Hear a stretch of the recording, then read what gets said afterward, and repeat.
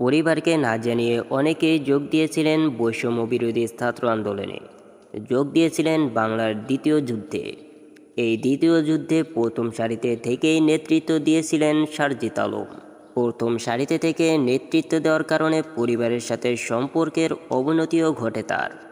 তবে তিনি পরিবারের কথা চিন্তা না করে সাধারণ শিক্ষার্থী ও দেশের কথা চিন্তা করে শুরু থেকে শেষ পর্যন্ত নেতৃত্ব দিয়ে এসেছেন। বন্ধুরা, আজকের এই ভিডিওতে আমরা সারজিৎ আলম সম্পর্কে কিছু আলোচনা করতে যাচ্ছি, তাই ভিডিওতে একটি লাইক দিয়ে দেখতে থাকুন আজকের পুরো ভিডিওটি। বৈষম্য বিরোধী ছাত্র আন্দোলনের 6 সমন্বয়কের মধ্যেই একজন এই সারজিৎ আলম।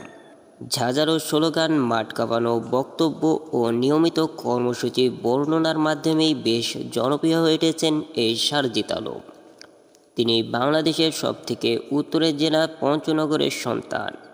জীবনের বেশিরভাগ সময় সে পঞ্চনগরেই পার করেছেন, তবে বর্তমানে তিনি ঢাকাতেই থাকেন। ছোটবেলা থেকে ব্যক্তিত্ব, নীতি ও আদর্শ তার কাছে বেশি প্রাধান্য পেয়েছে। তার কাছে ক্ষমতার থেকে নীতি ও আদর্শটাই ছিল বড়। সমন্বয়ক সারজিৎ আলম 2017 সালে ঢাকা বিশ্ববিদ্যালয়ে ভর্তি হন। এই বছর তিনি টাবির ওমর 21-এ হলে ওঠেন। ঢাকা বিশ্ববিদ্যালয়ের হলে উঠতে কতটা কষ্ট সেটা বলে বোঝানো সম্ভব না।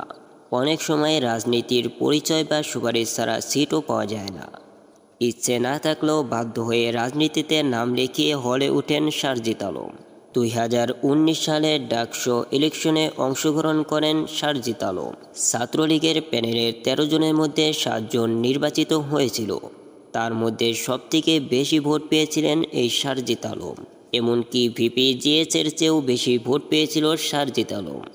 তবে ছোটবেলা থেকে তার মধ্যে যে নীতি আদর্শ ছিল সেটা সে ঢাকা বিশ্ববিদ্যালয়ে এসেও ধরে রেখেছেন।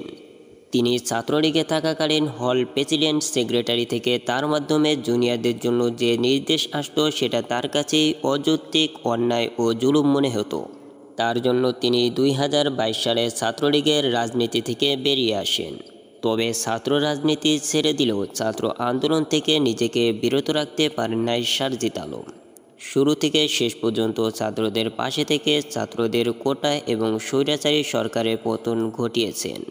বন্ধুরা, আজকের এই ভিডিওতে আমরা সারজিৎ আলম সম্পর্কে অল্প কিছু তথ্য আলোচনা করলাম। যদি ভিডিওটি আপনার কাছে ভালো লেগে থাকে তাহলে এখনই আমাদের ভিডিওতে একটি লাইক দিয়ে দিন। আজকের মতো আমরা এখানেই বিদায় নিচ্ছি। সবাই ভালো থাকবেন, সুস্থ থাকবেন। দেখা হচ্ছে পরবর্তী নতুন কোনো ভিডিওতে।